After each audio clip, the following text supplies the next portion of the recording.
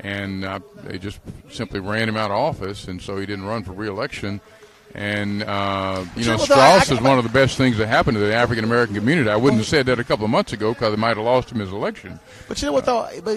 But I got to say this here. Your point about Strauss, and the same thing I think about Jeff Flake in Arizona. I think it's going to take those Republicans to decide not to run. It's going to take them to actually run, and for them to actually say, you know what, if you want to beat me, you're going to beat me at the ballot box. I just think that those Republicans are going to have to challenge their party and say, if you want to vote me out, fine, you vote me out. But I'm not going to make it easy on you by not running for re-election. But and I think that's a legitimate point. But I think the problem is the exit polling shows that there's 10% of the population that vote 90%, and so they skew the election outcome. Let's take, for example, how in the world in a race involving Governor Perry and Kay Bailey Hutchinson could Deborah Medina get 20% of the Republican vote or 19%? I mean, that says a lot right there. And the numbers are just so high, and it's moved individuals who are very reasonable to the right because they're afraid of being run against. And I think what just happened with the United States Congress is not going to make what happened in South Carolina. With a very conservative Republican congressman losing because President Trump did not like him. I think people see the fear in that the most extreme in the right are dominating on the right end of the spectrum on the Republican side. And so you can say that, but I don't know how you're going to win. Unless this is the only way they could do that. Let's say you're in a red state, but you reach some kind of coalition with Democrats who understand this is where we need to be. And so Democrats have to go over and work with them, or either the Republicans have to leave the Republican Party and go over to the Democratic Party. And the problem you have in a state like Texas, you have to make a decision. You can't vote for any candidate. You have to vote either in Republican primary or Democratic primary. In fact, what you just described, I've actually done, where I've actually said, okay, you know what? Look, I can look at on the Democratic side.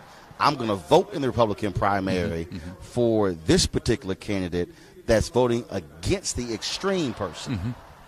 Sometimes that's your only vote, because if you realize it's a red county, and I don't know which county, but if you realize that a Republican is going to win, then it sometimes makes sense to vote in that primary because that's a real vote, unless you think it's a protest vote. Now, I'm not wanting to minimize, because I think there are a lot of races that are winnable, that if you get the right kind of inertia together, because you can really do it. I think there are things that we've done in the past. We've won some elections no one thought we could win, and that kind of thing can be done, but it's got to be very organized, and folks have to be very focused. Right now we're in a clear and present danger. I don't think that it's really hit the nation yet, what's actually going on, and I think that a race makes for good politics, and that goes back for 150 years, whether they're talking about Tom Watson or William Jennings Bryan or whoever it might be, and race still makes great politics. We saw that in the 2016 election, right? Yep. Race makes for good politics, and until we can change that, it's going to put us in a great predicament, and unless people who don't believe that way divorce themselves from that group, we're going to be in trouble. All right, Gary Bledsoe. I appreciate it, man. Always good chatting with you. Great to see you. All right, thanks a bunch. Take care now. All right, folks, on the stage right now, you have the Castro brothers, of course, one former mayor, former HUD secretary, and one other member of Congress. And so I want to go to the stage. We're going to take it from the stage right now to hear what they actually have to say as well. Thank you very much, Ivy, for your great work. We gather at a critical moment for our nation, a moment where, in many ways, we're going backward. We have in the Trump administration a president who's hostile to hard-fought gains in civil rights, a man who has clearly promoted prejudice and emboldened those who would practice it, a Congress that has gutted the Voting Rights Act, and state legislatures that have gerrymandered so badly that in a lot of places it's politicians who are picking their voters rather than the other way around. And that's where you come in. For more than a century, the NAACP has been a driving force in moving our nation forward. We need your voice, your fight, and your determination now more than ever. And we need your vision to help forge a blueprint for 21st century opportunity. Because we know that what worked yesterday won't cut it today. We know that we need a blueprint that includes health care for every single person in our country and invests in brain power from universal pre-K to free public college and training. A blueprint that raises the minimum wage so that folks don't have to work 2 or 3 jobs just to pay the rent and to put food on the table. And one that enforces our anti-discrimination statutes and fair housing laws so that the market actually works for everybody, no matter the color of your skin or your background. And one that recognizes that no one is above the law, especially police officers who hold a public trust and unnecessarily brutalize people of color too often. And finally, we need a vision that is welcoming of all immigrants and understands that we can unleash the power of 800,000 dreamers and make our country more successful in the years to come. Your vote this November and in the next few years will help shape the destiny of this country. 50 years from now, when you ask somebody who is living in Europe or Latin America or Africa or Asia, where on earth they'd want to go if they were going to leave their home country, the challenge for all of us as Americans is to make sure that when people think of the leader among nations of the world, that our beautiful country is still the place to be. May God bless you. Best of luck. Thank you for being in San Antonio. Thank you.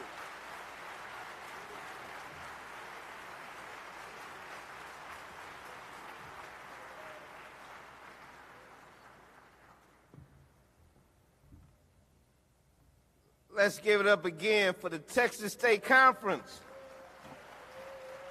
the San Antonio branch, the LDS Church, the Divine Nine, and the Castro brothers. You know, when we first started planning this, and I knew we had to come to San Antonio, San Antonio's the 7th largest city. It's got a Hispanic population of, I believe, I'm told about 62%. And the black and brown communities have so much in common.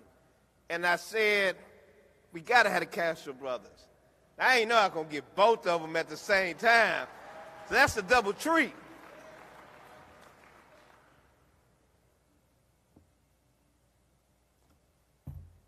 She's not sitting in her seat, but at this time, I was going to recognize my sister, but she's not sitting in her seat. Oh, she moved on me. Ladies and gentlemen, please join me in recognizing our chairman emeritus and my sister, Rosalind McAllister Brock.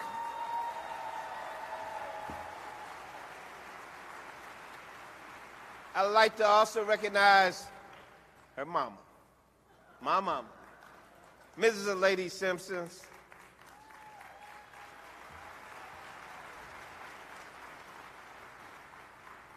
My wife, Cheryl Turner. And I want to recognize a former NAACP branch president, a member of Congress from West Virginia, Congressman Bobby Scott.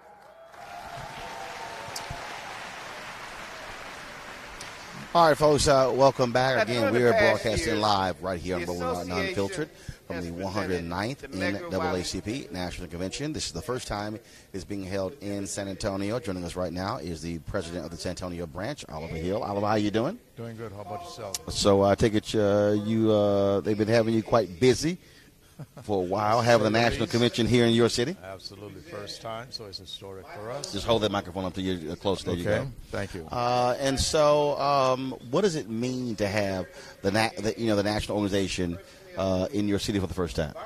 Well, for me, it's one of the things that I've always dreamed of, having more people to come to see what San Antonio is like.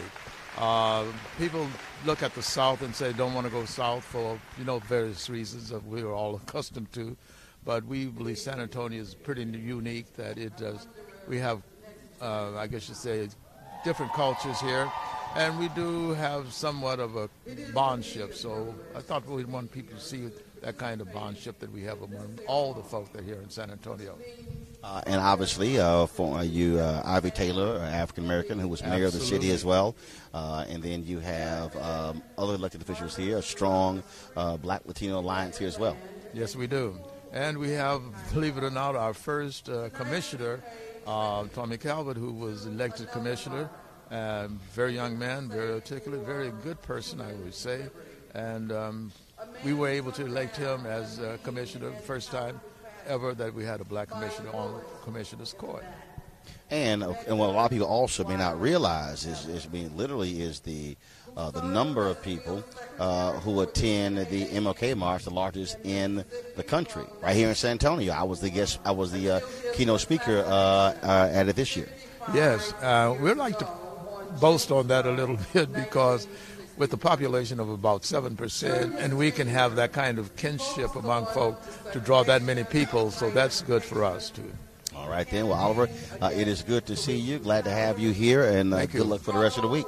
Well, I hope you enjoy yourself while you're here, and enjoy the weather along with it, though. Well, being a native Houstonian, I'm quite familiar with San Antonio, so okay, always glad good. to be here. Thank you so very much. I appreciate it. Thanks so much. Thank you. All right, thanks a lot. All right, all right, folks. Again, voting is you're just going to just step right on off. There you go. Voting, of course, is the dominant issue here, but criminal justice is also a significant issue the NAACP is involved in. Right now, I'm going to be bringing up Sister Ngozi Nduli. She's the Senior Director for Criminal Justice of the NAACP. And so I'm going to be pulling her up for a second. Also on the stage right now is Teresa Deer. She is a NAACP National Board member from DuPage County, Illinois.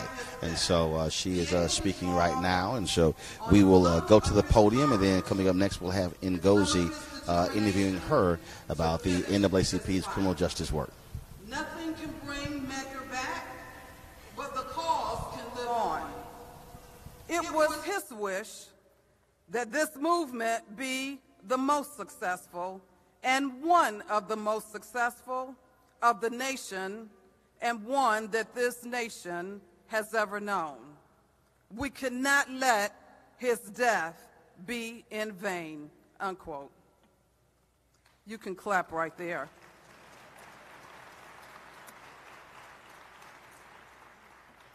In honor of Medgar's dedication, annually the NAACP recognizes elected members of its staff in administrative, management, and executive capacities for their achievements, as well as their dedication and commitment. For 2018, there are 2 such awards. As this award is presented, we commend you and urge each of you to continue the work to make the mission of the NAACP successful, to help assure that his death, that's Medgar Evers' death, will have not been one that will be in vain. So at this time, the first award will be presented to a member of the administrative staff. Since 2008, Ebony Ray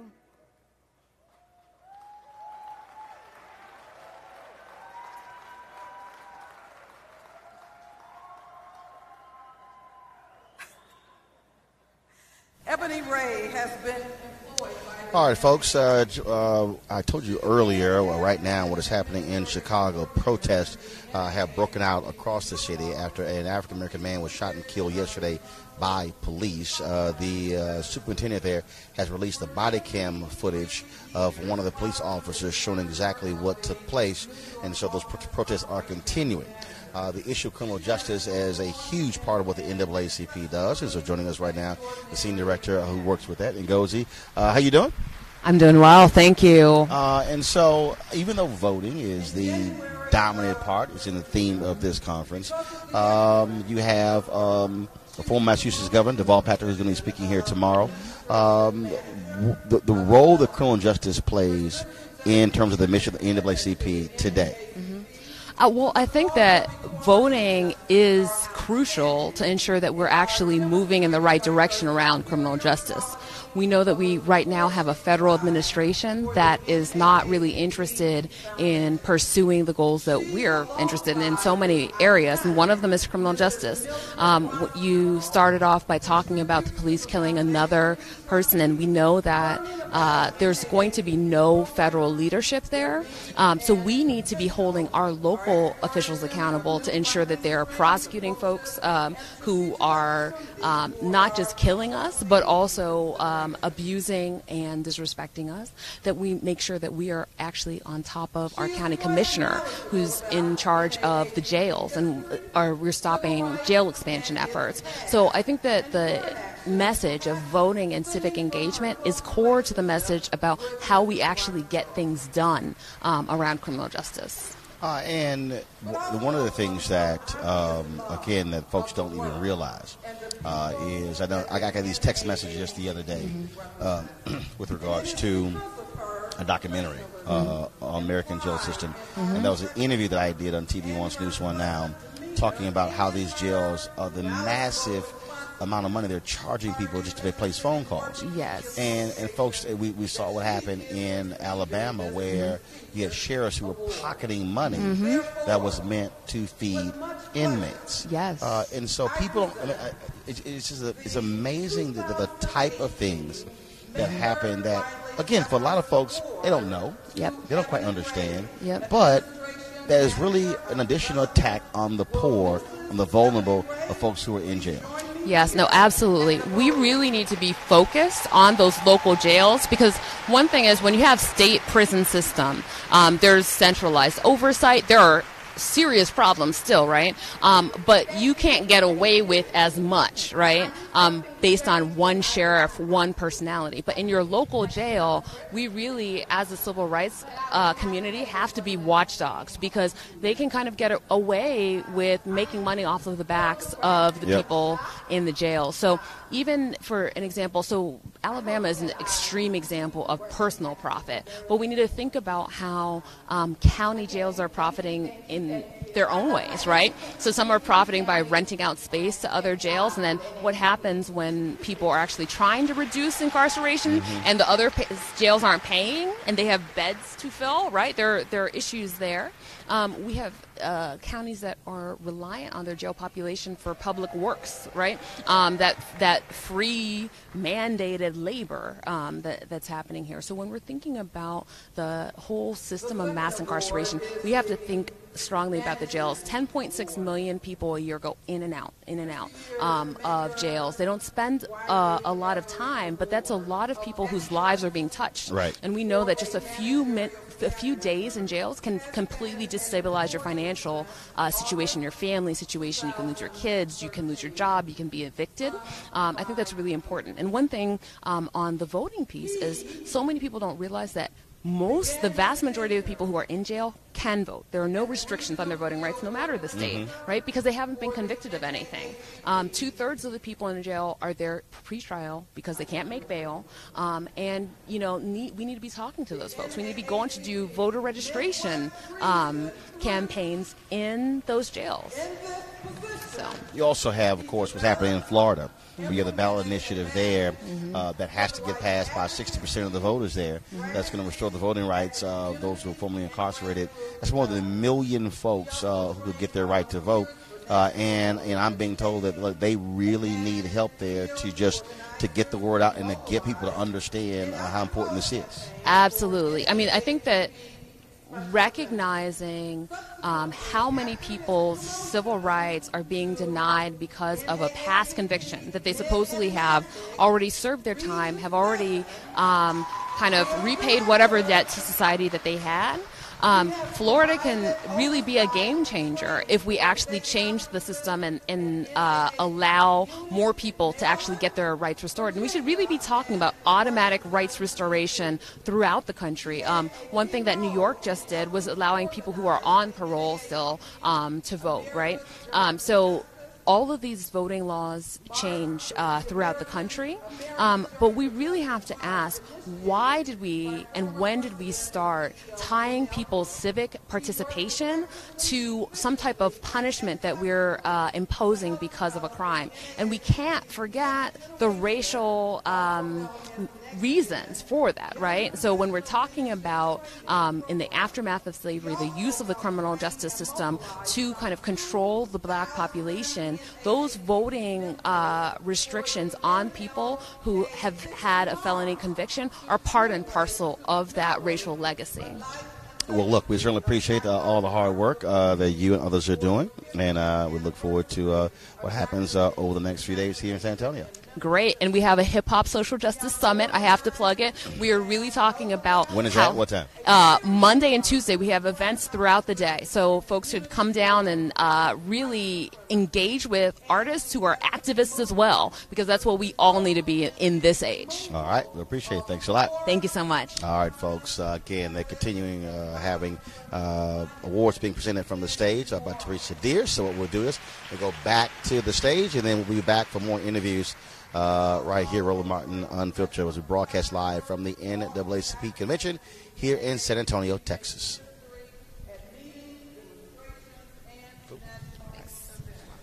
He has demonstrated a deep, unyielding, and abiding commitment to empowering NAACP members, and particularly youth, to lead the fight for justice and full citizenship rights. For all of this and so much more, we appreciatively present the Medgar Evers Service of Excellence Award to Jonathan McKinney, Regional Director, Region 7. It is my privilege to present the 2018 Medgar Wiley Evers Award for Excellence for a management staff member to Jonathan McKinney, NAACP Mid-Atlantic Region 7 Director.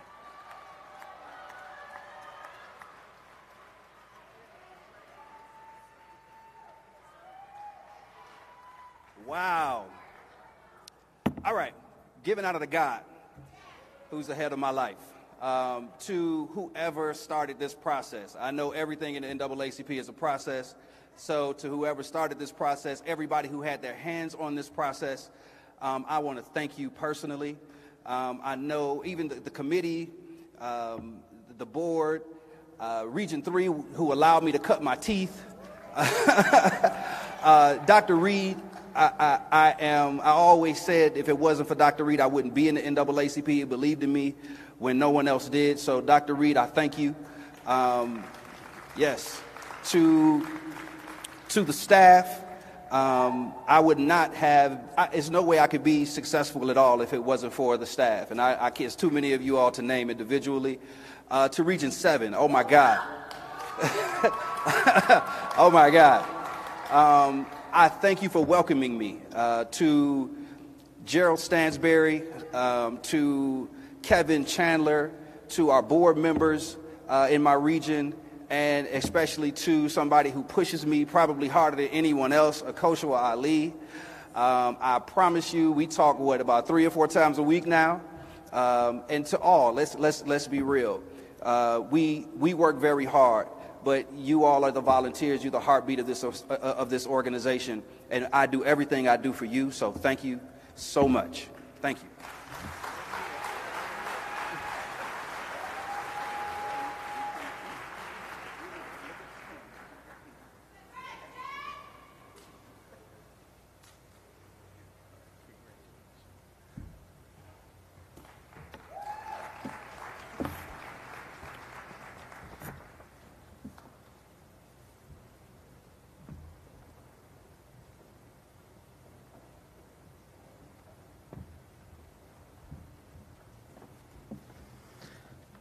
Congratulations, Medgar Evers Award recipients. Let's give them another round of applause. I am so pleased to inform you that we are also joined tonight by the former governor of Massachusetts, Deval Patrick, a brother who grew up on the south side of Chicago and is going to be the keynote speaker tomorrow at the Clarence Mitchell luncheon, which I believe is sold out, so if you didn't get your ticket, sorry. Let's give him a great NAACP welcome. Now, you know, if anybody listens to D.L. Hughley every day like I do, I just got it from the GED section that, you know, it could be number 46. I'm just saying. I'm just saying. We'll make a good 46. Region 1, are you in the house? Region 2, are you in the house? Region 3, are you in the house? Region 4, are you in the house? Well, you're in the house, but you must be way in the back. Now, I know Region 5 in the house. Region 6, are you in the house? Region 7, are you in the house? Y'all fired up and ready to go. Because now it is my privilege to present the NAACP Vice Chair Karen Boykin-Towns, a most talented and accomplished Vice President of Corporate Affairs, Government Relations, Policy, and Communications around the world for Pfizer Incorporated in New York City. Her career at Pfizer spans more than 20 years, having been the corporation's first Chief Diversity Officer, where she was instrumental in implementing a global strategy that resulted in the company being recognized for leveraging diversity and inclusion as a competitive advantage in its operations in over 100 countries. Before joining Pfizer, she was involved in government and politics, having been recruited into government service by her local Senator David Paterson, where she worked as his legislative director, later as chief of staff. David Paterson proceeded to become the first African American and second legally blind governor of the state of New York. It's showtime. At this time, I ask Vice Chair Karen Boykin-Towns to return to the podium to present our featured speaker, my chairman and your chairman, Leon Russell.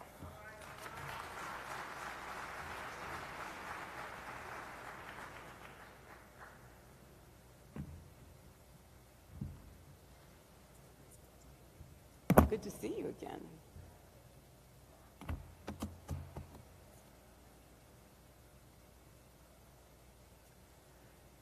Someone is sitting in the shade today because someone planted a tree a long time ago.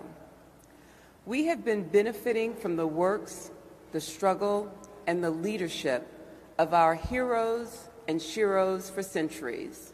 Some of them fought in the dark and some in the light, some on stage and some off stage, but they fought. And that tradition continues through the heart and soul of millions of our ancestors and also in all of you gathered here tonight. It's because of them we are able to move in this world the way we do, and we must be grateful for that. Do we have all the mobility we want? No, it's a work in progress. There's still work for us to do under the trees that were planted, and it is now our turn to tend to the garden. Tonight, we gather here in San Antonio, Texas, at the 109th Annual NAACP Convention.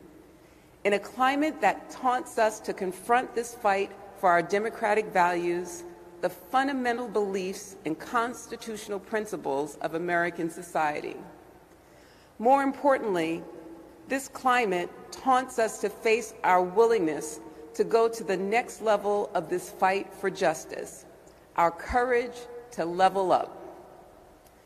I received the call for me to level up, to consider the role of Vice Chair of the NAACP National Board of Directors.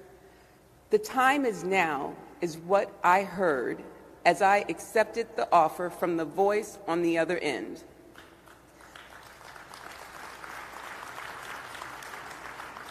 The time is now indeed. The voice was that of the chairman, our chairman, Leon Russell. The faith he had in me to request that I serve as his partner and his reasoning for me to come on board compelled me to say yes, and it was definitely the right decision.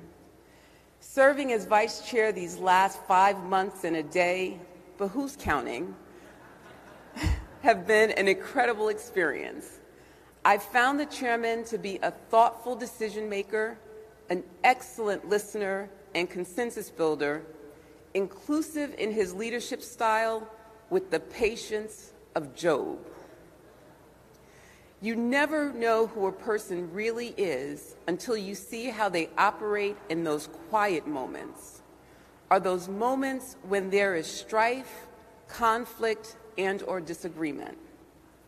Under his leadership, so much has been done and is being done to right our ship.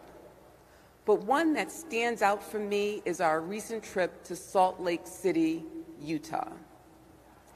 Now, back in May, we had our national board meeting in Salt Lake City, Utah, yes, Utah, which would seem groundbreaking in and of itself.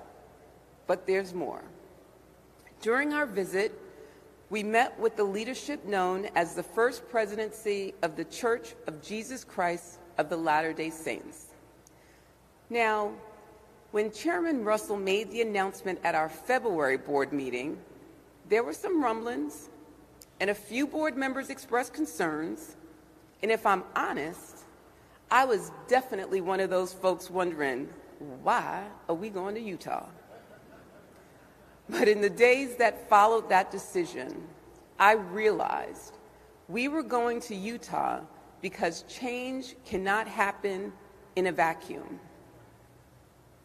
We were going to Utah because inclusivity is important in this next level fight.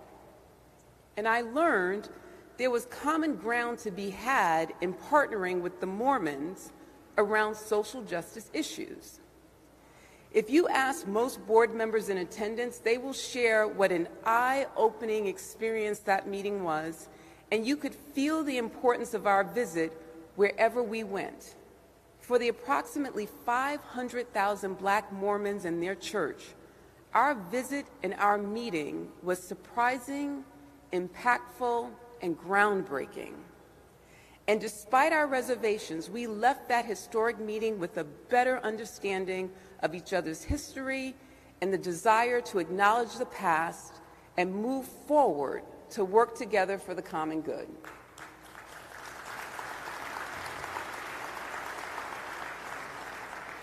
And y'all, that's our chairman.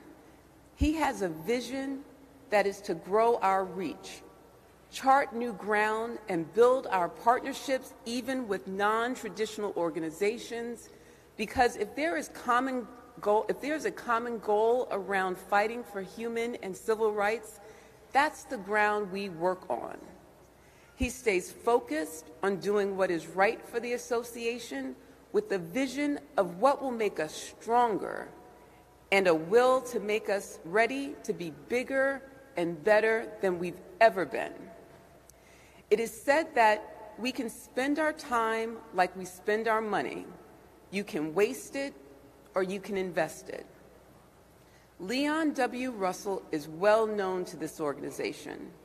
He has served as a member of this NAACP National Board of Directors for 27 years. Mr. Russell served as the director of the Office of Human Rights for Pinellas County Government in Clearwater, Florida for 35 years.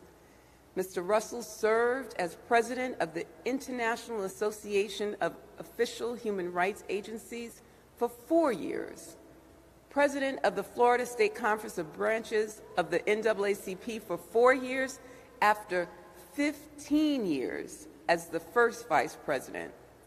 And now, in his second year as chairman of the National Board of Directors to the NAACP, Chairman Russell is continuing to invest his time to ensure a society in which all individuals have equal rights without discrimination based on race.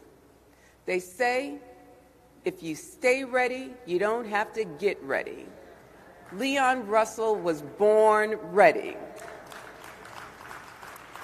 He has been in this fight for most of his life, so it makes sense that he now sits at the helm of this great association. I'm honored to be his partner and ask you to stand and welcome our 15th chairman of the National Association for the Advancement of Colored People's National Board of Directors, Leon W. Russell.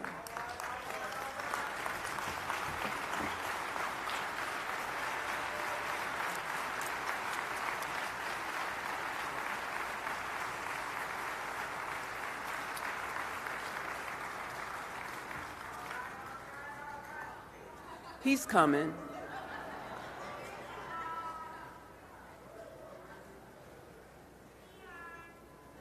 Mr. Chairman.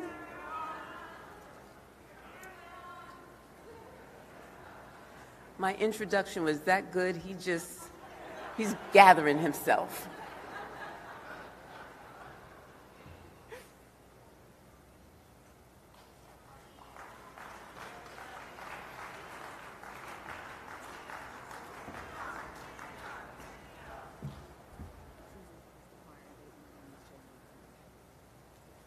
So, we are going to hear from the choir first, and then the next voice you will hear, I think that's the way they say it in church, right? The next voice you will hear will be our chairman.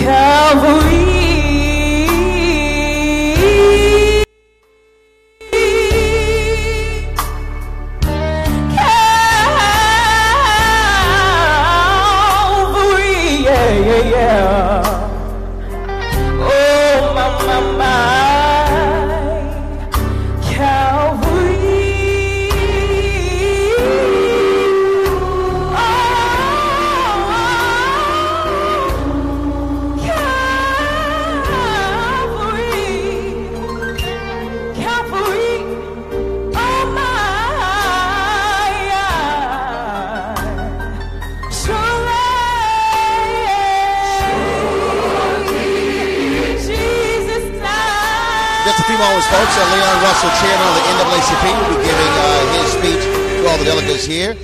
Before the choir is singing, so before we hear from him, we want to catch up with the Castro brothers. We're in your city. I can't tell them apart, so they got to tell you who's who. Well, I'm Joaquin. I'm the congressman. I represent the main San Antonio district. My brother Julian, that was mayor of San Antonio, and then HUD secretary under President Obama. And welcome to San Antonio. We're so glad that the NAACP is here this year. Well, I'm a native fellow Texan. Well, I'm native of Houston, so I've been here a few times. And so, first and foremost, both of you talked about on stage the climate that we're in, and then really the lack of leadership that we're seeing out of the White House when it comes to issues of race, of immigration, criminal justice. Absolutely. You know, we're so glad that the theme of the conference is defeat hate, vote. Whether it's been Charlottesville or what we saw recently with family separation at the border, what we have is an administration that has encouraged bigotry, that has unleashed the darkest elements of our society. And the only way to defeat that really is to be more inclusive and to get out there to the polls and elect people who are going to represent everybody and who are going to ensure that we protect hard-fought gains in civil rights, that we offer opportunity to everybody, that we move the agenda forward, not backward, because right now we're going backward. Well, you just had, of course, Trump speaking in Europe, talking about how immigration has changed. Yeah. But then he tweets out, congratulations to France winning the World Cup, a team that was full of immigrants. You know, and so it's crazy. And then this whole deal of how the culture is changing. He is using white nationalist language. Yeah. That's what he's using. Yeah, it's both very sad and tragic, but also very scary to see a president of the United States in 2018 speak in that way and make the kind of appeal to prejudice that he's making. And say it, I must keep saying it out aloud. Yeah. And so his deal is, I am voicing what other people are saying. Yeah, no, I mean, this is a president who even during the 2016 election, he kicked off his campaign by talking about Mexican immigrants being rapists and criminals. He tries to divide Americans along racial lines and other lines, and that's his strategy. That's part of his strategy, and you can see that he's going to go back to that well in 2020 again and again. For years, I have said Latinos have numerical numbers, but it's not transferring to political power. To be in this state, 2 million eligible but unregistered. What must be done? And what I've said is it's going to have to take folks doing what Schnick did in court, sending folks into these places and where they have to live to go door to door to meet with people. It can't happen just during the election year, 3 months out. That's a great point. You know, in Texas we have a couple million folks, and you know the Latino community, the Hispanic community is where we need to make the biggest gains.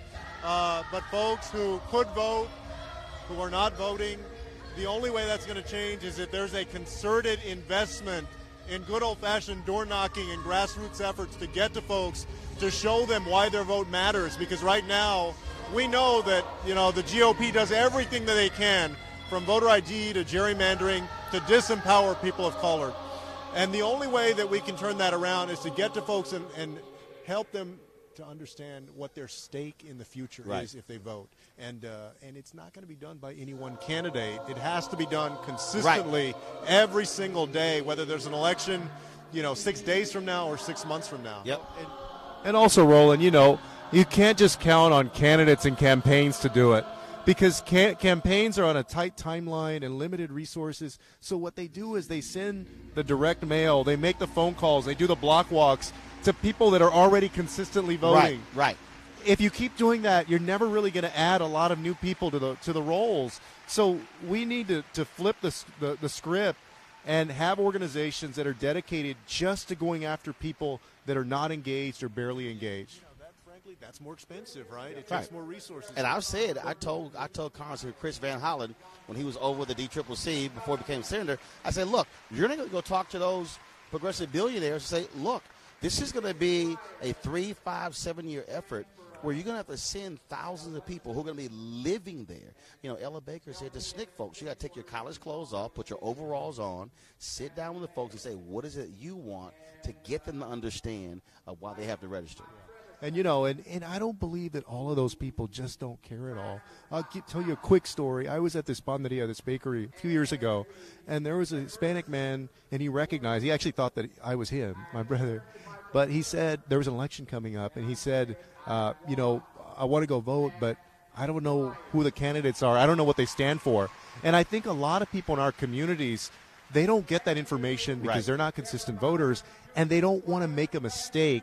They don't, like sometimes, even I've done it, where you're voting in a school board race or some other race, you don't know anything about the candidates, so rather than than making the wrong decision. You just say, I'm just not going to vote. Right. And I think by and large, And a no vote is still a yeah, vote. Yeah, I mean, and you've got a lot of people that are in that situation. Well, I think that, again, I think what has to happen is we have to hit people where they are to say why this matters and to say what matters to you, and then begin to communicate with them that way. Yeah, you're right. It has to start with what affects them in their daily lives, and not from on high about what people, at the state level or in D.C. think is important. And people can tell the difference. I think people can tell the difference. Well, look, we certainly appreciate both of you, the work that you're doing. Thanks a bunch. Same here. We're going to now take the course of speech of Chairman Russell from the stage, and thanks a bunch. Glad to be in San Antonio. Appreciate it. Good to see All right, you. folks, right now we're going to go to the stage and listen to NAACP Chairman Leon Russell give his keynote speech to this body. God of our silent tears, thou who hast brought us safe thus far on our way, thou who hast by thy might led us into the light, keep us forever in the path we pray. Now, those words make up the third stanza of the NAACP hymn, Lift Every Voice and Sing. And it is the NAACP hymn, y'all. Since they were written over 118 years ago, they have come to symbolize the struggle by Americans of African descent to be respected and treated as full citizens of these United States. Moreover, they continue to serve as the aspirational goal for the civil and human rights here in this nation. When the words were written, they were intended to be a part of the celebration of the 100th birthday of the great emancipator Abraham Lincoln. However, as they did then, they serve as a reminder of the struggle that was the black man's journey in this country, forcibly stolen from our native lands on the continent of Africa, carted in the holds of sailing ships, chained and bound together. They survived the Middle Passage so that they could provide free labor as slaves in this new world, treated as chattel, objects less than human that were owned by other humans who cast themselves as superior. Their labor was exploited, families were never recognized, and their dignity was denied in order to build the economic base of this new world. At the time the song was written, black folks had been declared free by Lincoln, but only became free as the result of a bloody civil war and the passage of a 13th, 14th, and 15th Amendment to the United States Constitution, codifying that they were no longer some other man's personal property, promising full citizenship and extending the right to full participation in the development of public policy. Amazingly, a people who were considered inferior and ignorant were elected to public office and developed public policies that enhanced the lives of every person they touched in most places where they were elected. Most important of those new public policies was the creation in the majority of the southern states of a system of free public education for all children. Yet, as James Weldon Johnson penned that song, forces were in place that were actively working to take away all the benefits of those productive years. The post-Civil War Reconstruction and the era of Jim Crow that succeeded it was intended to return black folks to pre-Civil War status. Even as our constitutional rights remained intact, racial animus, xenophobia, and terrorist lynchings were commonplace. Thoughtful people representing different ethnic and religious backgrounds were concerned about the oppression and disregard for humanity that was demonstrated on the streets of this nation on a daily basis. So much so that following the particularly heinous race riots in Springfield, Illinois in 1908, a group that had agonized over the situation came together in Niagara Falls, Canada. They came together to develop a potential solution. The following year, many of them gathered in a New York City apartment to do something. Thus, on February 12th, 1909, the National Association for the Advancement of Colored People was born. 109 years ago, a group of black and white people, people of different religious traditions, professions, and backgrounds, decided that rather than agonize, they would organize. And thus began our organization's generations-long quest for social justice and the end to second-class status for African Americans. And for 109 years, this organization has continued that battle. Today, we are fighting against the same demons, but with different faces. The need to organize, not agonize, still carries that same sense of urgency. In this new era of xenophobia, neo-Nazism, and white nationalism, and amid current efforts to take our nation back to a darker and more dangerous time, I have come to San Antonio, Texas, to say to the NAACP and our allies, the time has come to defeat hate.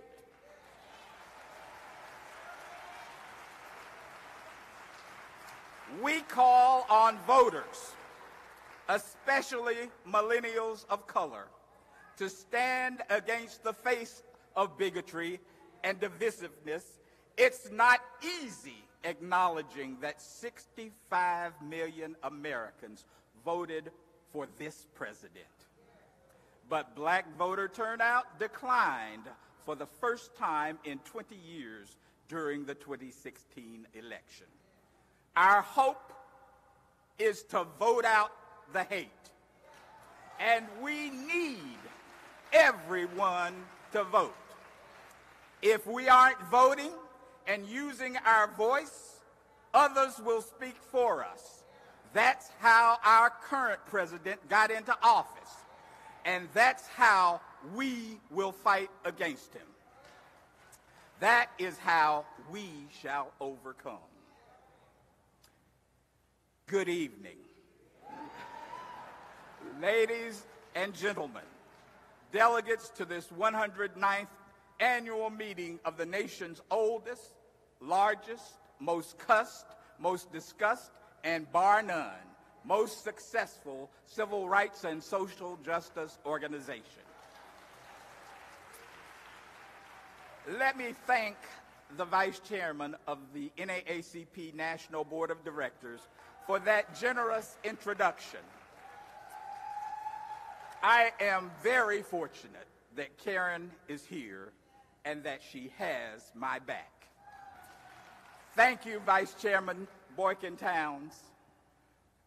Thank you for all that you do. I want to welcome you to the 109th convening of the National Association for the Advancement of Colored People. On behalf of the National Board of Directors, the staff, the Board of Trustees of the NAACP Foundation, the NAACP National Voter Fund, and the staff of the Crisis Magazine. I want to thank you for joining us here in San Antonio as we come together to develop the policies and programs that will govern our association for the next 12 months.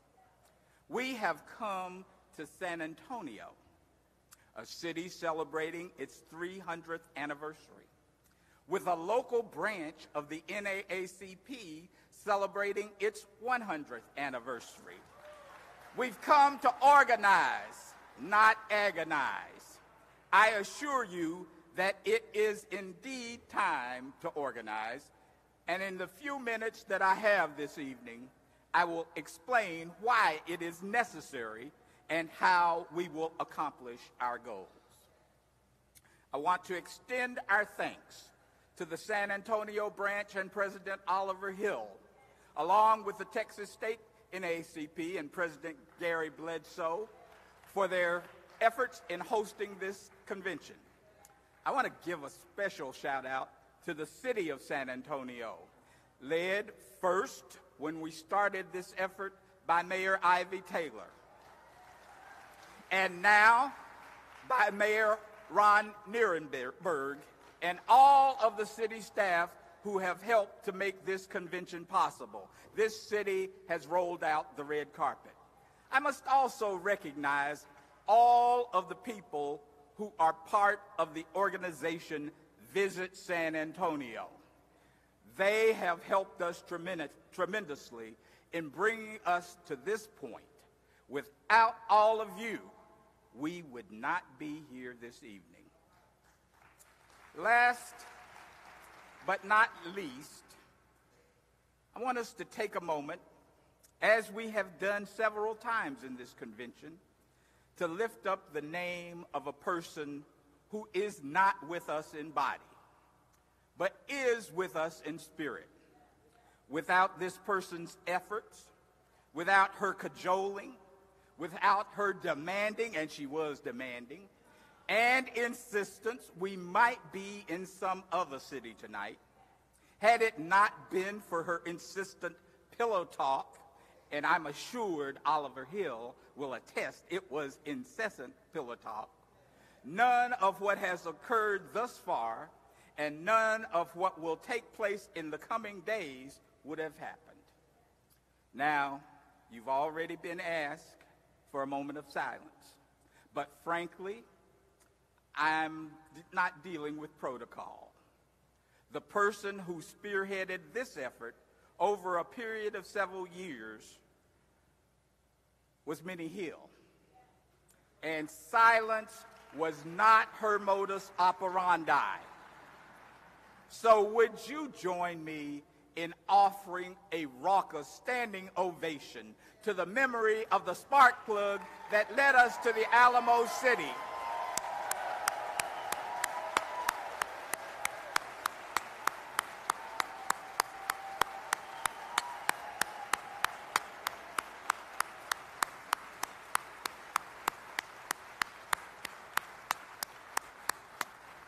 Thank you. And thank you to President Hill and all of the Hill family for supporting Minnie and allowing her to faithfully and intentionally serve her community by serving the NAACP. Now, 109 years ago, our communities faced the reality of racial segregation. Separate but equal was the law of the land. The recently won right to vote was under attack, and the effort to justify second-class status for the Negro was espoused openly on the streets, in the courts, in places where public policy was made, and even from the pulpits of churches across the land. In state houses all across this nation, barriers to the free exercise of the right to vote were being conjured by politicians who cast black people as barbarians, unintelligent, subhumans, prone to crime, to rape and pillage.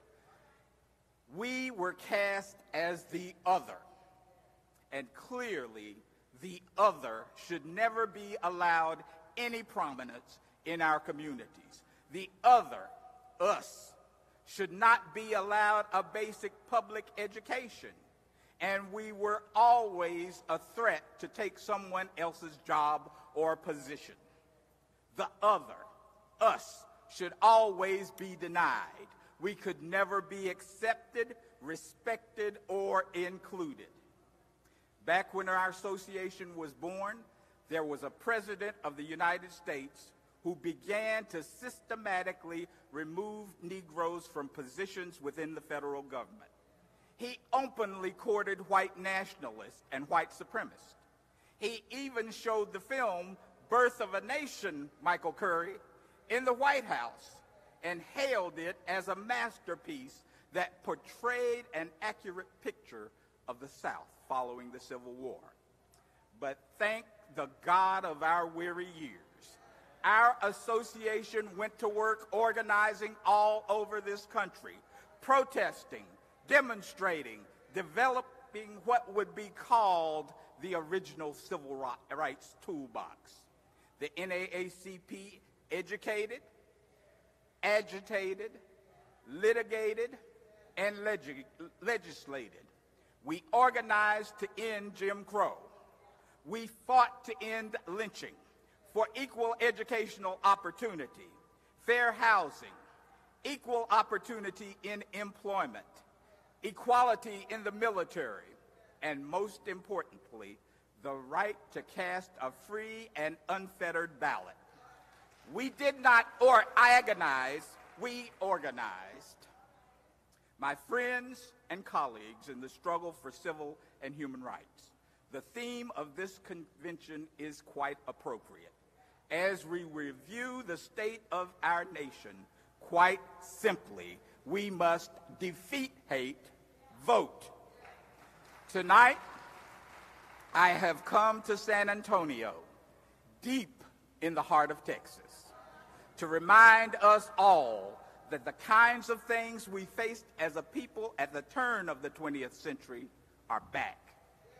Xenophobia, the fear of others, has never truly gone away, but it has surged in the past 2 years. White supremacy is being espoused by people who have served and are serving in some of the most important positions in this nation. And once again, the White House has become a sanctuary for vile thoughts, hate, and fear. Ominously, we seem to be facing the gloom of the dark days we thought were past. But I have come by tonight to say to San Antonio, to the NAACP, and to this nation that we will not be turned around. We will not go back.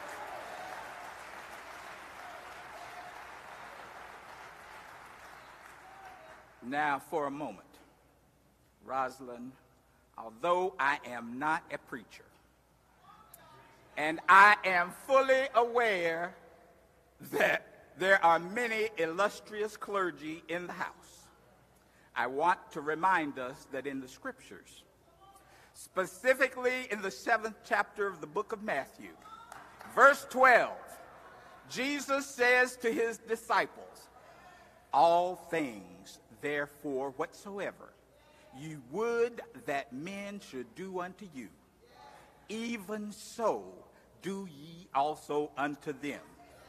And this is the law and the prophet."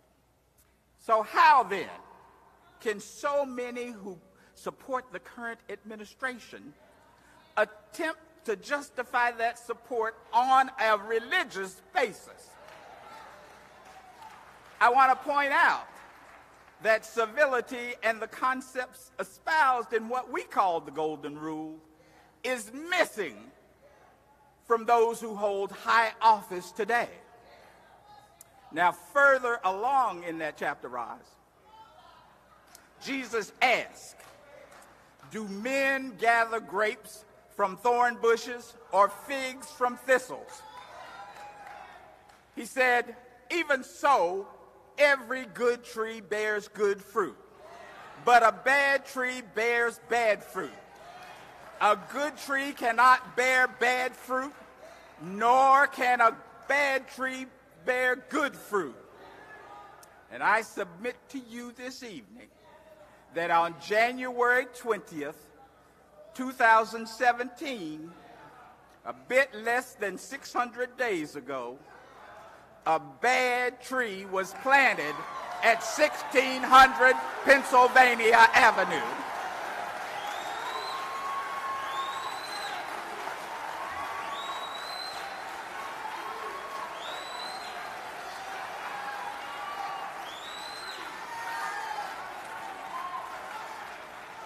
And the harvest has been nothing but bad fruit every day since.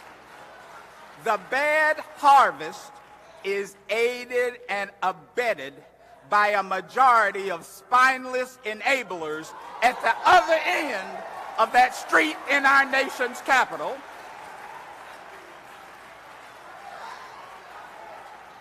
It's time to stop agonizing and start organizing. I say to you tonight that we have heard Dr. King's question. He asked, where do we go from here? Chaos or community?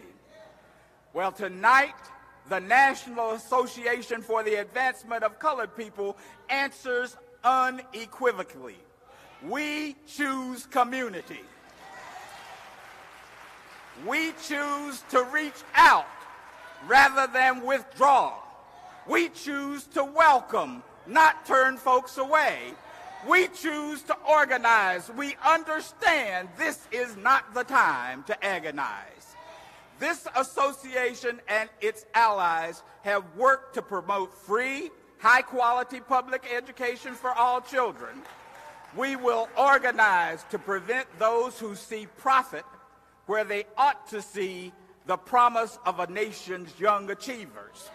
We will organize to prevent privatization of our public schools.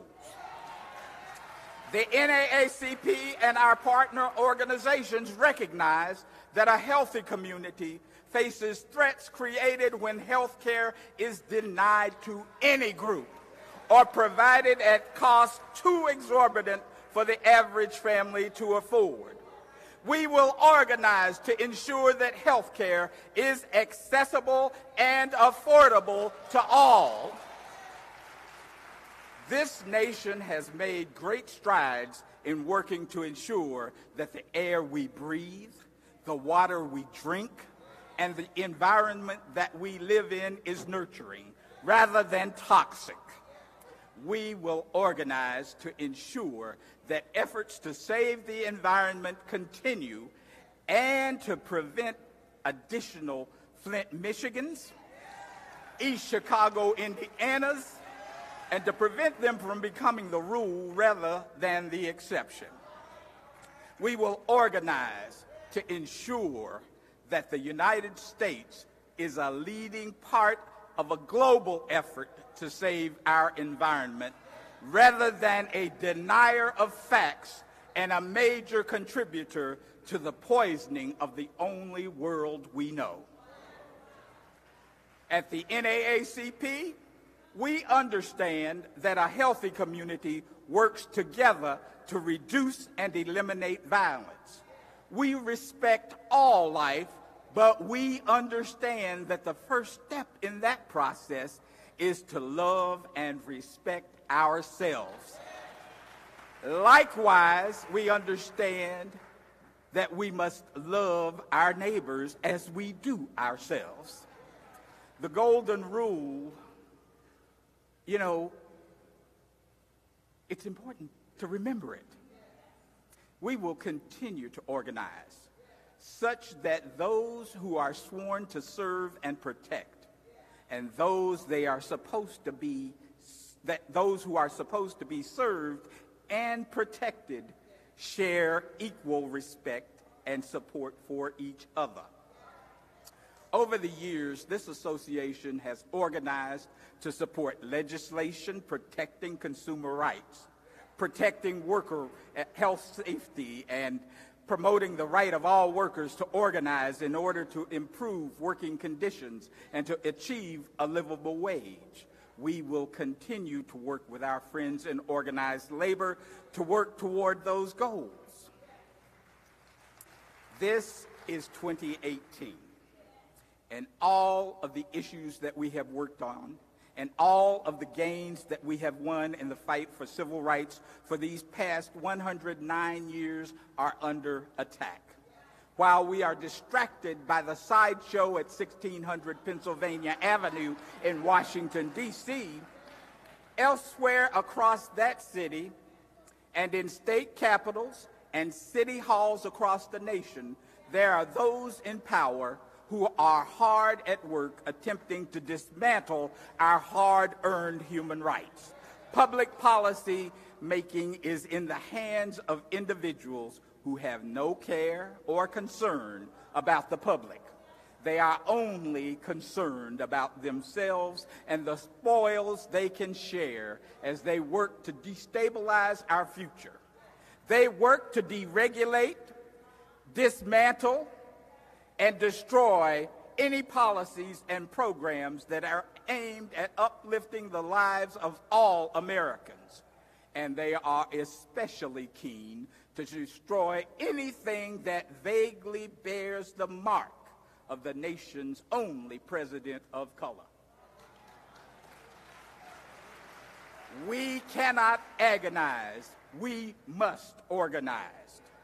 So tonight, it is incumbent upon those of us in this room to understand that we are they who must ensure that the aspirational goals espoused in the Declaration of Independence and enshrined in the Constitution of the United States become real for all Americans. In doing so, we must recognize and accept that we are a nation of immigrants. At some point, we were all considered part of a group that was considered the other. Tonight, I challenge us to first understand that we have hope and we have the tools to ensure that all who inhabit these shores are treated equally and that they are in fact endowed with inalienable rights to life, liberty, and the pursuit of happiness. We must revisit our toolkit. We must organize ourselves to educate our neighbors about the real facts.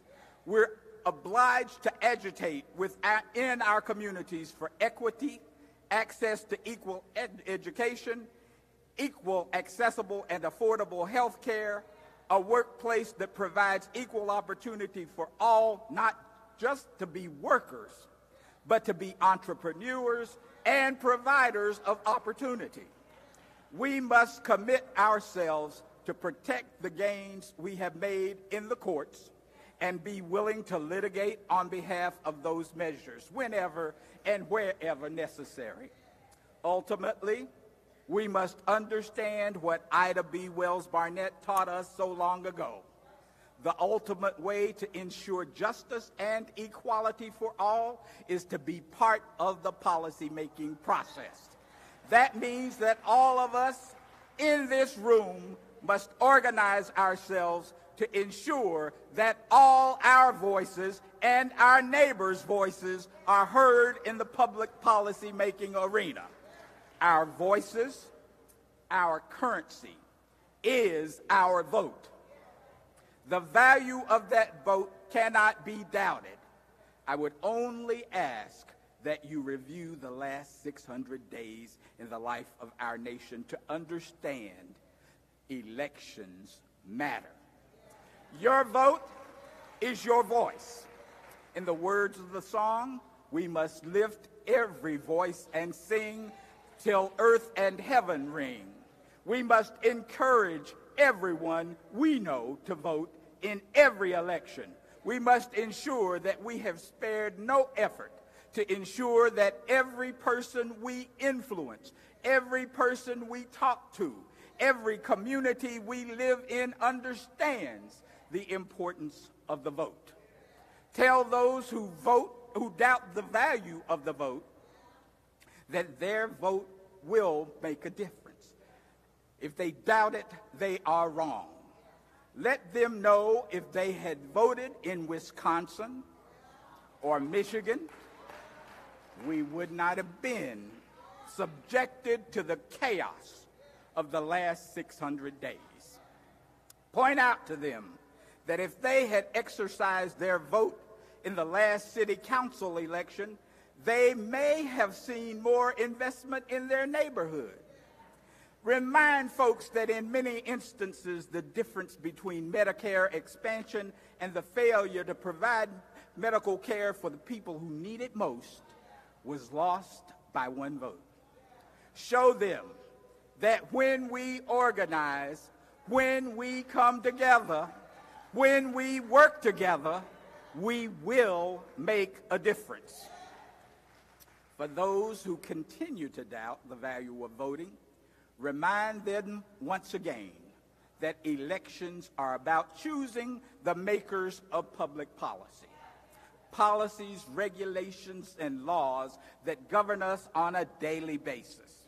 A policy maker decides that you have been born by issuing a birth certificate. Another policymaker will certify that you are dead by issuing a death certificate.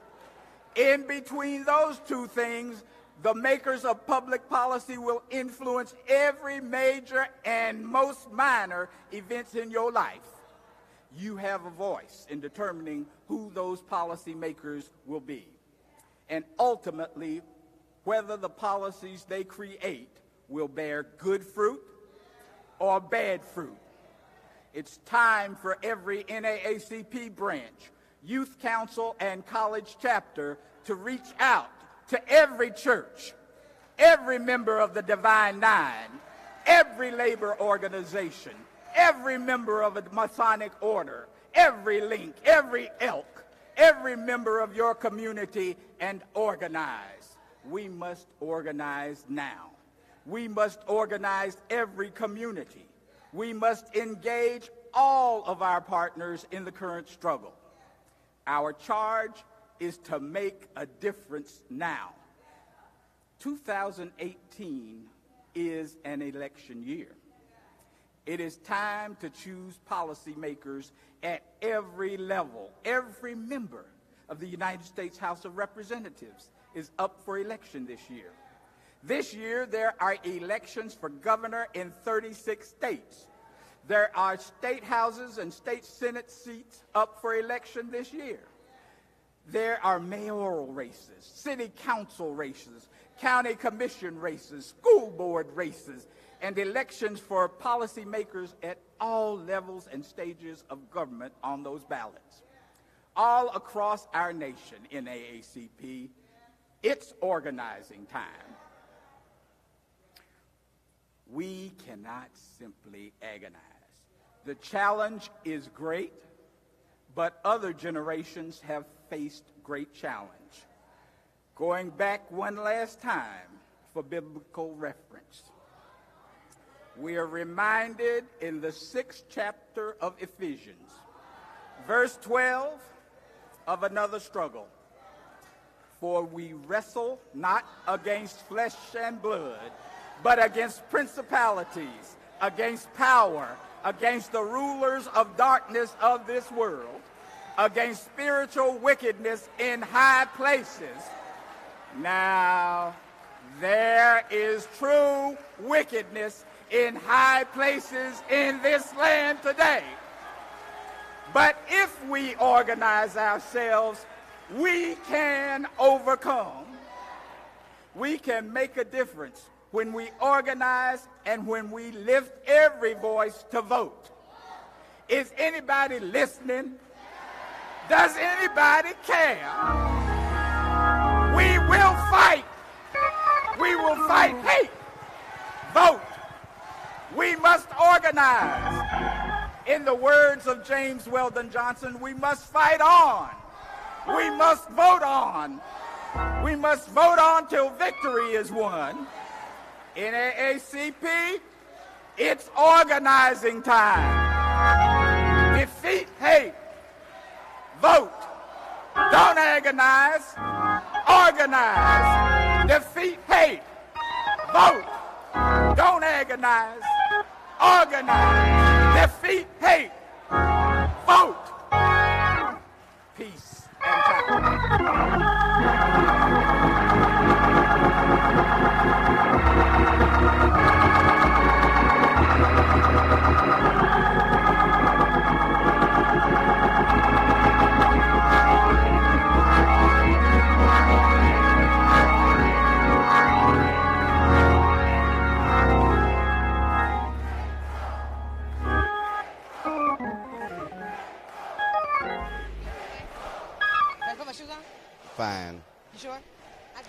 Hey, folks, Roland Martin here. That was Leon Russell, chairman of the NAACP Board of Directors. He said, don't agonize. He said, organize. He also said, of course, defeat, hate, and vote. Of course, that is a theme of this 109th annual NAACP convention. And so I want to thank all of you who watched that as well. Joining me right now, a lot of you saw her frequently on TV One's News One Now, of course. She, of course, was working with AFL-CIO, other labor groups. Now she is head of the Youth and College Division of the NAACP. Tiffany Lofton, what's going on? She's back. Oh, Lord. Oh, Lord. Can't get rid of me. Just so extra. Just so extra. Thanks for being here, Roland. We love you at the NAACP, now that I'm here. It's your first convention. It's my first convention being on staff. Right. Absolutely, yeah, because I've been to a few conventions before, Vegas, Cincinnati, Pittsburgh, when it was here in Houston, in Texas before. This is my first time here, and we actually started today for the Youth and College program, so I'm feeling ready. It's awesome. And so for folks need to understand, so you have the NAACP convention, right, and it's sort of like it's like a convention within a convention. There's like so y'all doing y'all thing, right? Yeah, because there's 3. It's like Inception, the movie. So we have this convention that you're looking at here. Then we have the Youth and College program. That's today, tomorrow, and it's on Tuesday. And then we have the AXO program, which is a whole nother conference in itself. Yeah. And so let's talk about what you are doing with Youth and College Division. How many folks are here that's sort of a part of your constituency? So I have between anywhere middle school, high school, and college students, anywhere between the ages of 25 and 35. We call them next geners, which you've heard a little bit about today. Right. And we have about 700 people that showed up to our opening welcome. Tomorrow we have workshops. We have our public mass meeting. This stuff will get you killed. This nonviolent stuff will get you killed. And then we have parties each night, and our folks are attending and flying in throughout all of it. So some of our folks are also arriving tomorrow. Mm-hmm. So we had to actually up our numbers for our dinner, and our dinner was I guess like scheduled for 700, and people ran out of tickets, and they really want tickets. So we just had to have a conversation with the convention center to increase that. So there's more than 700 people here. Okay. All right, cool.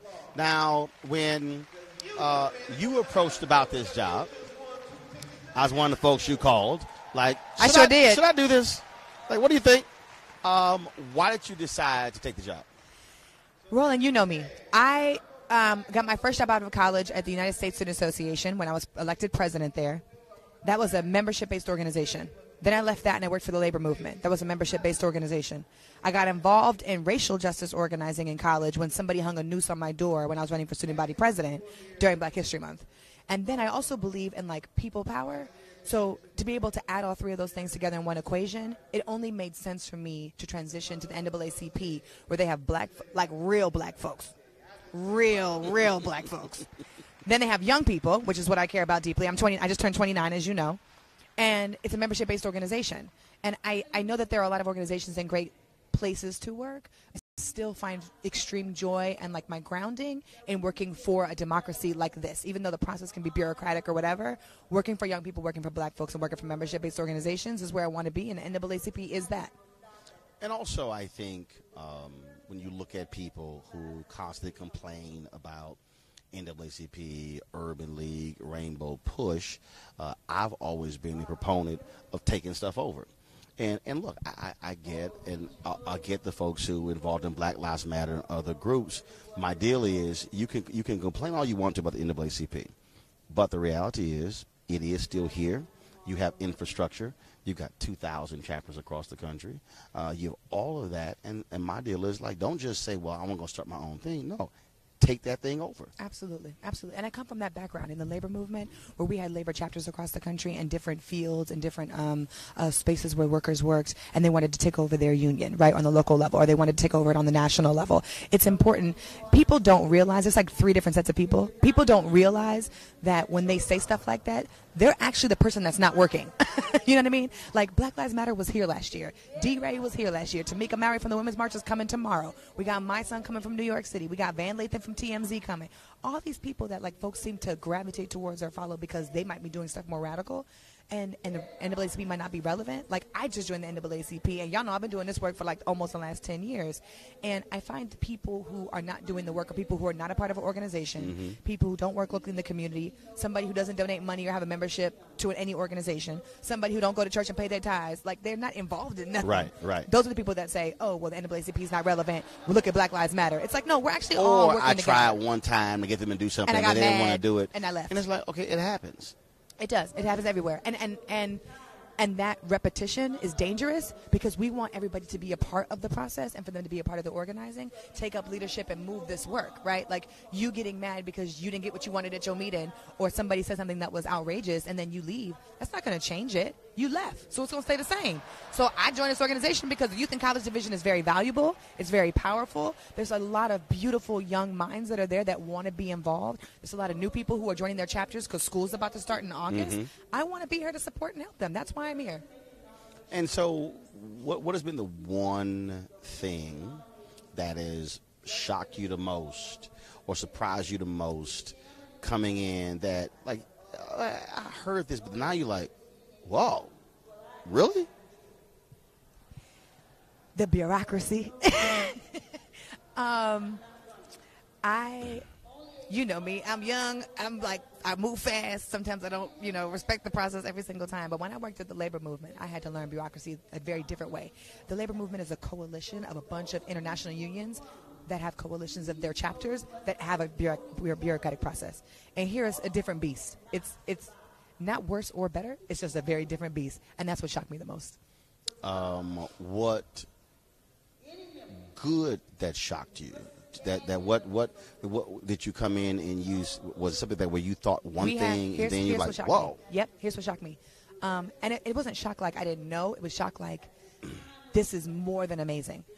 I have 550 youth chapters across the country. We represent close to 16,000 young people who are organizing on the ground. And when you think of young people organizing, people don't talk about the NAACP. Right. And so, you see what I'm saying? And so my thing is, wow, we have this many young people. We have this many babies. My youngest state president is 12 years old. He's in South Carolina. 12 years old. And he's phenomenal. You might be like, oh, he's 12 years old. Oh, no. He is a gangster. He is a gangster. He was tough. He was leading our own meeting, and then he organized the walkout that we did. When we did the March 24th March for Our Lives actions that we had, our young people were leading that work and moving that work. And when Black Panther screenings were happening, people were out there registering people to vote. My young folks are active. They might not have an NAACP T-shirt on or my lapel pin, but they out there and they're real. And I was so inspired and excited that I have a job where I get to work with those people on the ground on the local level who really care deeply about this work and aren't really worried about where they can't be. They want to just do the work because they believe this work can be better. All right. Well, so first of all, tell us what's happening tomorrow. We're going to have our cameras there, live streaming your stuff, too. Yep. That's why we're here. So what's happening tomorrow and Tuesday? Of course. So tomorrow, we started our program today with our welcome session. Tomorrow we have two things happening. We have a luncheon, the Roy Wilkins luncheon, and it's a fireside chat panel. Tamika Mowry, of course, who we know very well, will be moderating that panel. We have workshops that are taking place that our students will be able to attend. Now, they happen at the same time as the Deval Patrick luncheon? Yes. Okay, so probably what I'll do is we'll switch it. I might have a camera record that, and we're gonna live stream Deval. You can also live stream on the at NAACP_YC, the Youth and College account. You can find us on there as well. That's at way too long. NAACP_YC. It's not long. It's 6 letters. NAACP_YC. Make sure you follow us so you can get all the updates. But the most important part is tomorrow we have our public mass meeting. This is like the town hall of the youth. And we'll be there. You'll be there. You won't be at the other stuff, but you'll be there. But we I love have you a for being camera here at anyway. the other stuff. Follow us on Instagram. And Van Lathan, of course, from TMZ, who checked Kanye West that folks saw earlier. He's going to be moderating our panel. We have my son, the award-winning rapper from New York. We have Philip Agnew, co-founder of the Junior Defenders. We got Blair Imani. She's a black queer Muslim woman who is the founder of Equity for Her. And then we have Jamira Burley, who's a gun rights advocate. And we're going to have a great panel discussion. It's called This Nonviolent Stuff Will Get You Killed. You don't want to miss it. All right, then. I'm looking forward to it. Thanks, Roland. All right, your bum. Love you. See you later. And thank you for getting dressed up today. Look, and then no T-shirt. Do not come for me on TV, okay? Whatever. All right, folks. So Tiffany, I appreciate it. Now we're going to swap Tiffany out. Thanks now for being here. I appreciate it. With the chairman of the NAACP, Leon Russell, he's going to slide right over here. So I'll take that from you. I'll hold it. And so, come on. There you go. All right, take a seat there. Leon, how you doing? I'm getting my wind back. I got you. You were doing a little preaching up there just a few moments ago. Just a tad. You said what in the ending of your piece there, you said to folks, "Don't agonize, organize." That's right. That's right. Because it's time for us to stop whining, to stop saying that we can't do anything about what's going on, and understand that we organize, and if we change the complexion and the look, and I mean that in a broad sense, of legislative bodies all across this nation, if we change city councils, because we have to understand that this is not just a Washington, D.C. problem. Right. It's a problem at all levels of government. So we have to learn that we have to vote in every election, and we have to vote for folks who are about the business of the people, and not folks who at this point, it seems to me, show off that what they want to do is fill their pockets rather than improve the lives of any American. How many folks are here? Right now, In terms of who registered for the convention? We don't have the final registration figures for today. I would suspect that there are about 5,000 who are actually registered delegates for the convention. There will be another 2,000 who will be through with the job program, and we'll have other folks coming in and going. Okay. And some of the highlights, of course, tomorrow, Deval Patrick, former governor of Massachusetts, will be speaking at tomorrow's luncheon. Absolutely. And we look forward to hearing what he has to say. And, you know, there's speculation about what he wants to do in the future, and maybe we'll get a hint of that. Also, I had some folks who've hit me up on social media. They've been asking about Reverend Dr. William Barber. Will he be here? Will he be speaking? Dr. Barber should be here. He's not speaking, but he will be participating in some of the meetings and what have you. Okay. All right. You know, Dr. Barber is a member of our board of directors. Oh, I know. I know. So he participates very actively in the governance of the association. And that's the thing. People, he stepped down as a head of the North Carolina State Conference. He's still a part of the board of directors. Absolutely. What's the one thing? A very vocal member. What's the one thing you really want folks to leave here with? I want them to understand that there is a need for them to really take voting seriously and to influence other people to really get out and vote.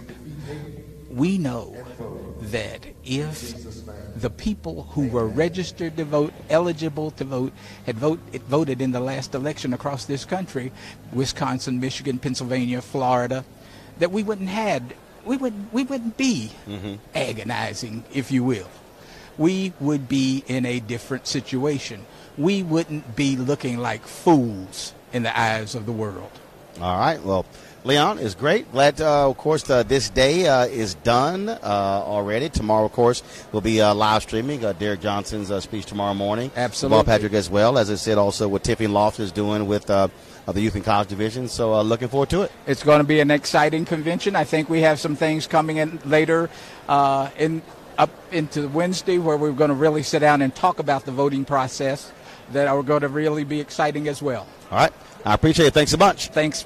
All right, folks. And so, again, we will close out this broadcast of Ross. It is right here. Thank you very much, sir. We'll close out this broadcast of Roland Martin Unfiltered. It has been a great couple of hours as we have heard from the chairman, Leon Russell, NAACP. Also, Gary Bledsoe, Texas State Conference chair of the NAACP. So many other voices. I want to thank the Castro brothers for being here. Tiffany Lofton, Ngozi, A.O. Joy Williams, and all the other folks who participated, who sat down with us. Lots of stuff for us to share. Please go to the NAACP's website for more information. Again, we will have more of these interviews. We'll be live streaming this a little bit later as well. Again, we'll be breaking up some of these interviews. So over the next 24 hours, we'll have some of this. And don't forget, folks, we are doing this as the precursor to Roland Martin Unfiltered, which will be launching on September 4th, a daily digital show And you'll be able to see on Facebook, on Instagram, on Facebook, on YouTube, on Periscope. We'll be uploading it later on Instagram. We'll also be podcasting it as well. But we need you to support it. We need you to tell others to support it as well. I'm trying to get 20,000 of my followers and my supporters to contribute at least $50 to make this happen. We want to thank AFSCME for coming aboard as a corporate underwriter that we're talking to as well. But we really want this to be an unfiltered platform that is independent, that is unbought and unbossed, in the words of the late Congresswoman Shirley Chisholm. And so some of the things that we're going to be doing across the country, broadcasting, live streaming from events such as this. And so we want you to be a part of our Bring the Funk fan club. So I want you to go right now to RolandMartinUnfiltered.com. If you can't give $50, that's fine. You can give $40, $30, $20, $10, $5, $1. It doesn't matter. But we really want you to make this happen, because you've always heard me say we have to tell our own story. We must be able to be in control of our own narrative. By being independent is a way for us to do it. And so I want to thank all of you for watching this Roland Martin Unfiltered broadcast from the 109th NAACP Convention here in San Antonio. We will see you tomorrow morning right here. So last thing, I want you to check your notifications. Turn your notifications on Facebook, on Periscope, on YouTube as well. So every time we go live, you will get an alert on your phone, on your iPad, on your computer, noting that we are broadcasting live. Thank you so very much. I shall see you guys tomorrow from San Antonio, the NAACP Convention here in my home state of Texas. Have a great night.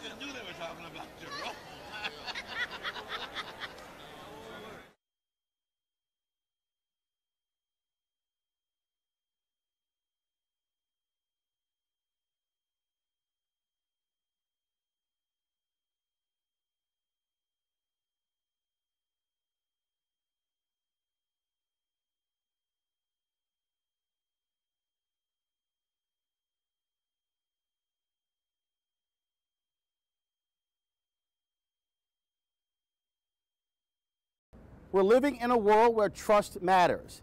Not just trust in the news and information we receive, but trust in who gives it to us. Media outlets are coming under vicious attack, often by politicians angry about being held accountable. Donald Trump rails on and on about fake news, even though he readily dishes it out and lies on a frequent basis. In addition, we watch and consume cable, broadcast, and digital news and see the appalling lack of diversity and inclusion, which easily shows up in the stories we don't hear about, stories we know matter. Personally, it has been tough to watch TV news over the last 6 months since the cancellation of my daily morning news show. Not because I'm not interested, but because of what isn't being discussed, and who isn't being heard, and what is happening and how it affects not just those on Main Street, but also on MLK Street. Last week, the political world was stunned when Alexandria Ocasio-Cortez, a 28-year-old first-time candidate, beat longtime Democratic incumbent Joe Crowley in the New York congressional primary.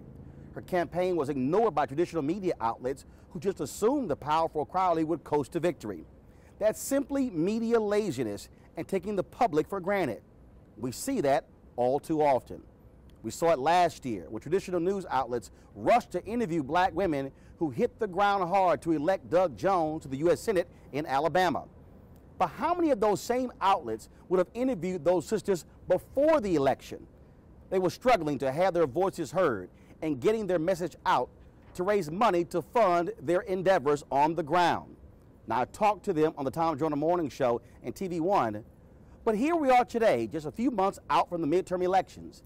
And where will DeWanna Thompsons and Adriana Shropshires and Latasha Browns and Stephanie James and Melanie Campbells and Rosa Clementes, where will they go to raise their voices before the election? What about the awesome work being done by many of our civil rights groups like the NAACP Legal Defense Fund and Lawyers Committee for Civil Rights Under Law? We need to hear from them daily regarding the vital work they are doing to counter the shameful efforts to deny us the right to vote. They're filing critical lawsuits. Unfortunately, they don't get as much media attention. Reverend Dr. William Barber and others are of Dr. King and the Poor People's Campaign, and mainstream media is essentially ignoring the massive mobilization and direct actions nationwide. Here you have a broad coalition of folks from different races and religions fighting for the people, but mainstream media doesn't care to highlight their concerns as well as the campaign. Now look, I can go on, but you get the picture. Over the last 6 months, so many of you have stopped me in airports, train stations, on the streets, in barbershops, and at numerous events to tell me you missed TV One's News One Now and what we did every morning for 4 years mattered. I've had millennials, Gen Xers, baby boomers, preachers, teachers, CEOs, entertainers, sports figures, men and women, some in tears, tell me how much they learn each day and how vital it was to start their mornings with news and information for us and by us. That's why I'm proud, excited, and humbled today to announce that on September 4th, I will launch a daily digital show that will give a voice to the voiceless and speak truth to power on the issues of the day. This is Roland Martin Unfiltered. He's got it. Whatever the biz, he's on it. Whatever it is, he's got the scoop, the fact, the find. And when it breaks, he's right on time and it's rolling. Best believe he's knowing. Putting it down from sports to news to politics. With entertainment just for kicks, he's rolling. It's on go, y'all. It's Roland Martin, rolling with Roland now. He's funky, he's fresh, he's real, the best, you know he's Roland Martin now.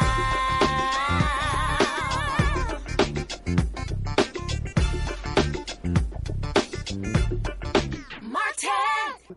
Pretty cool, huh? And those voices in that song may sound familiar. That is Terry Ellis and Cindy Heron of En Vogue. That song was produced by Slick, and I'm proud to have their support. Folks, Roland Martin Unfiltered will be a daily show broadcast from Washington, D.C. that will focus on news, politics, culture, entertainment, social justice, sports, education, business, and finance. If it's important to you, we'll cover it. You'll be treated to some of the top minds in education, public policy, and academia, discussing the news of the day and why it matters to us. We will also hit the road and broadcast from cities across America, holding town halls and forums to hear what the people, not just the DC pundits, have to say. You will see one-on-one interviews with authors, artists, and other top names going deep to get at what matters to us. We will also do something different. You won't just see it once a day. We will stream the show live and then restream it several times over a 24-hour period and make it available for video on demand. In addition, we will offer a video and audio podcast of the show. And we are in discussions with several TV stations across the country who want to air it in select markets. But folks, there's more. Roland Martin Unfiltered will also live stream speeches, summits, conferences, and other events to our audience. There are a number of things happening every day across America that mainstream media simply ignores.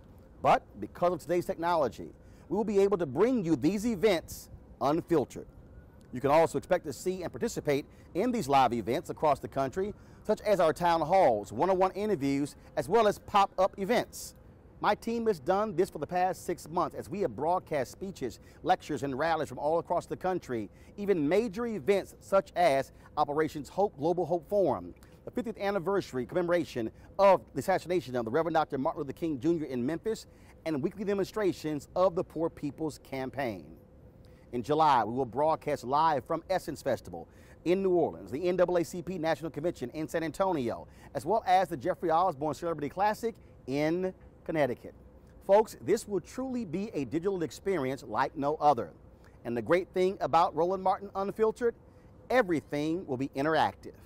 You will get to comment in real time and share your thoughts and views. And in fact, we will incorporate your videos as you talk about what is happening, the news of the day.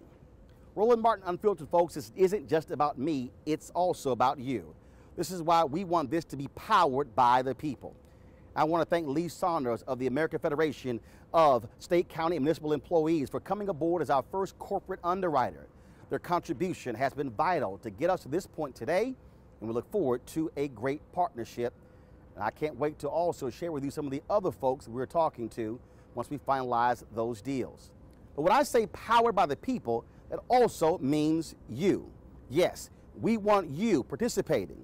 This show won't require a cable subscription or be hidden behind a digital paywall. We'll initially live stream the show every day on Facebook, Periscope, and YouTube and make it available to everyone for free. You'll be able to watch it anytime on your phone, your tablet, computer, or television. This is truly a post-cable digital media show.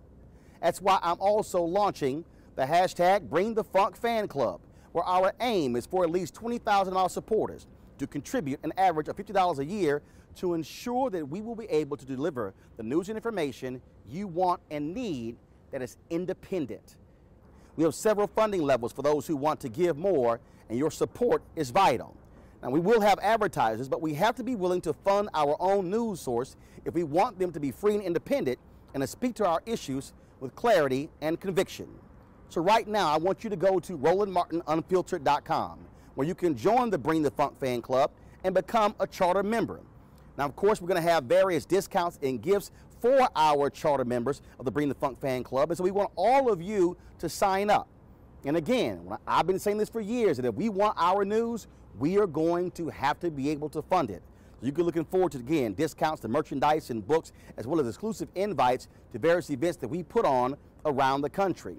Plus, your name will be listed on our website as a charter member. Of an independent platform like Roland Martin Unfiltered, because that is what has gotten us through all these years in America.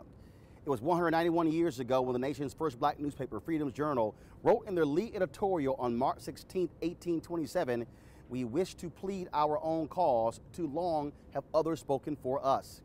Frederick Douglass, the former slave and great abolitionist who founded the North Star newspaper, said it was, quote, "just common sense that those who suffer injustice are those who must demand redress, and thus African-American authors, editors, and orators must have their own paper with which to share their voices."